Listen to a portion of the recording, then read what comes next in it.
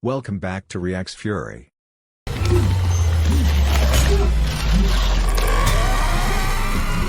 The Dead Space remake is a faithful recreation of the 2008 sci-fi horror classic. Well, mostly faithful. EA Motive has seized the opportunity to improve on the original, and so some sequences play out differently than you remember. An early example is the moment in which protagonist Isaac Clarke watches a corpse transform into a necromorph for the first time. If you're unfamiliar with it, here are the talented developers to explain the scene. In the original version, it was a lot more toned down.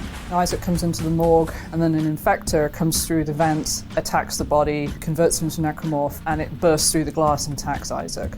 But that's an opportunity where we wanted to make it feel a lot more interactive, and we wanted to make it feel more immersive. In our version, you come in and there's actually a door, so you actually go into the autopsy room itself. There's a very low fog. It's kind of eerie. You enter the room where he's at. He rolls the body over to retrieve the rig on the captain's back. And as he's removing his rig, boom. An infector falls from the ceiling. The infector is now infecting the captain, and which is the catalyst that begins the full transformation. And then the captain starts to transform into this elite slasher. All his clothes, started to peel, started to transform into flesh. You're seeing all manner of goo and goop and disgusting transformation right in front of the camera. As it's screaming at Isaac, he uses kinesis, grabs a fire extinguisher, clocks it across the head, and manages to get up. And then we move from there into gameplay. Quite visceral. To find out how the new version of this sequence was created, we spoke to several members of the Dead Space team to explore their roles in bringing the moment to life. That started, of course, with the original scene, alongside a core concept: how to make it even more immersive. There's a lot of scenes in the original Dead Space that happen behind glass, and there's a reason for that in a lot of cases. But where possible, we want to bring that action out. It kind of leads into the through line of telling the story of what the necromorphs are. What are these things? Where do they come from? Oh, they're transformed corpses. This is the first time we're seeing a full transformation. We wanted to make sure we conveyed just how bloody, disturbing those transformations could be. It's also possible to miss that transformation in the original. You could walk into the morgue and just be like, oh, well, I'm going to look at what's over there. It also means that a crucial piece of information can get lost, which is these things are transformed corpses. You see bodies on the floor, and you feel compassion for them. And now everybody on the floor is a potential threat. that's one of the things that from day one we wanted to have a lot more in the game. We said this would be a good opportunity to do that in that scene, where you actually get to see the captain transforming, and then really surprising the player. With all the goals of the scene established, it was now the job of the narrative team to come up with the exact step-by-step actions of both Isaac and his necromorph foe. The plan was for this version of the scene to better communicate the terror of being confronted by a freshly transformed necromorph, as well as improve the portrayal of Isaac and his capabilities. We want to bring this scene out from behind the glass. Okay, well then how does that look like? How does that feel?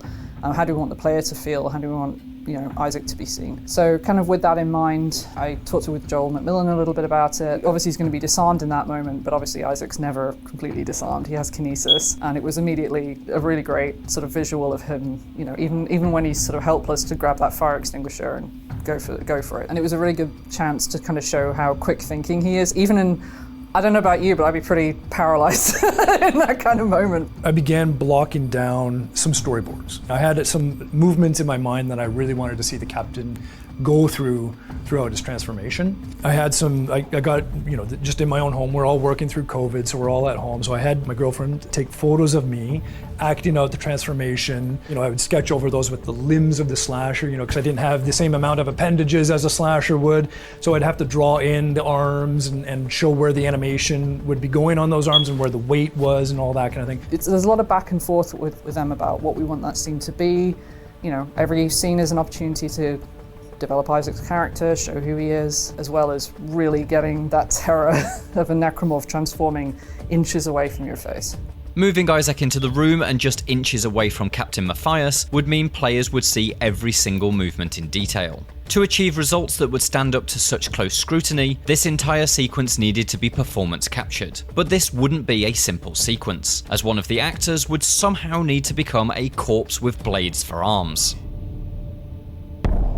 We went through and choreographed that through photographs and sketches on top of that to get the general staging and choreography of the scene laid out. Then from that, the talented team of animators started to block that in 3D using our rough models that we have on the project at the time.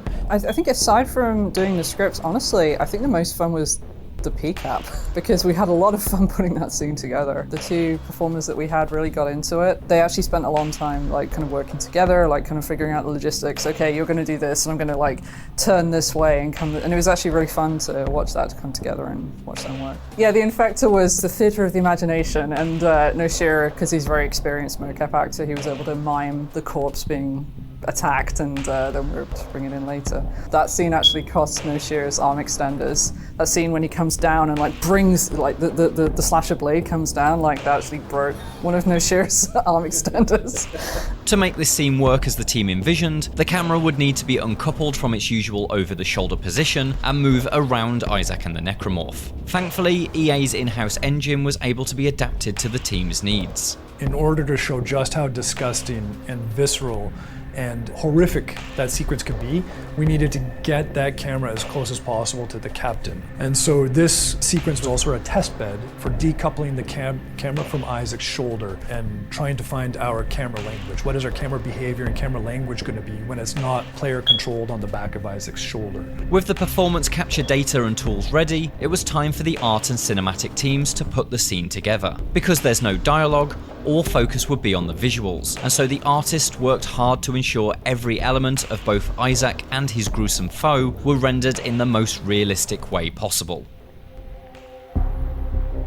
We started from the actual characters, making sure that all the detail is there and that would hold up to the camera, because you would see it up close. So we would often say it should look like a bowl of soup that's being poured out onto Isaac's lap. And then, yeah, this is where the limb would stretch and break and then turn into a spike and hoist his weight.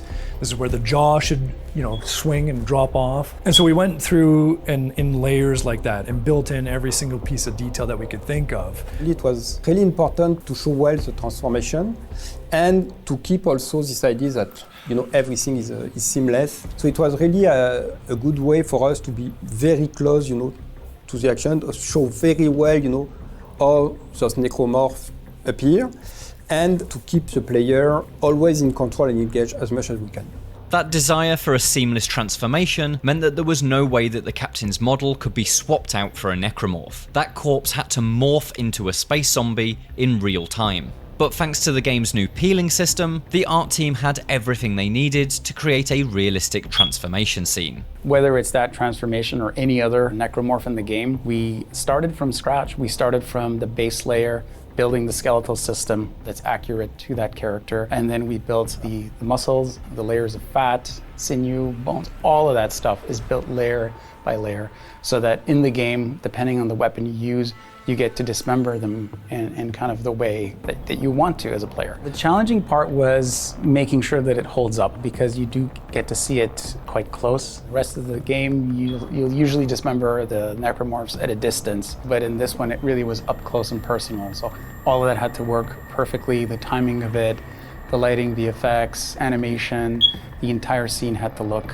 flawless. Beneath all that artwork is a serious amount of technology, and the technical team worked in parallel with the art team to ensure that all of the animations would play out flawlessly. We do a massive mesh swap there to allow for the transformation itself to happen on top of Isaac. The captain falling onto Isaac, that whole camera's like going to the floor and coming back. There's a mesh swap happening there so that we can have the proper transform happen. So there's cool tech behind it, but a lot of it, like I said early on, is the animation team did a massive job of just animating and going pixel perfect on what they wanted for the transformation. It was a question of us making sure that we can afford it in that context. The bond between art and technology is what makes this scene possible, but it's the smaller elements that really make the moment come alive. Like everywhere else in the Dead Space remake, there's much more detail in this scene than there was in the original version. When you remove the rig, from the captain, it's kind of some clips that you detach on the back. Suddenly, for me, it gives imagination a logic of, okay, it's logical. It's attached by clips, and you can remove it like this. It feels like natural and logic. Some kind of little detail, that don't have big value, but that ground a bit, the fantasy of everything. So I really appreciate those little details. I really love how they got all the uniforms shredding off his back, and there's a really kind of, it's a really good moment when Isaac sort of hits the floor and kind of the low-lying fog on the floor of the moor kind of billows away. As with every individual moment in every video game, the final result is the product of people working together. For the team at EA Motive, it was exciting to see all of their individual contributions combine to create such a gruesome and effective scene. From day one, it was one of the things that we wanted to have more of that in the remake. It felt very satisfying to actually see a transformation so up close. There is a good mix of witnessing the transformation, being fascinated by what you see, and knowing that, okay, you need to act very soon. So I think this moment was really well done. It is a team effort. All I do is just work with the team and help them, guide them, but they did all the work, and I'm super proud of them. So it comes down to what I like best about working in games is just working with a lot of different people and different kind of mindsets. It's a challenge, but it's also very rewarding once you solve it. I feel that sequence retains the original vision the closest of any of the sequences we have in the game, and there's a ton of like very elaborate sequences in the game. But that one from start to finish retained the core vision as closely as possible. For more from Dead Space, check out how the EA Motive team rebuilt the game's iconic guns and rewrote the story. And for everything else, stick with IGN.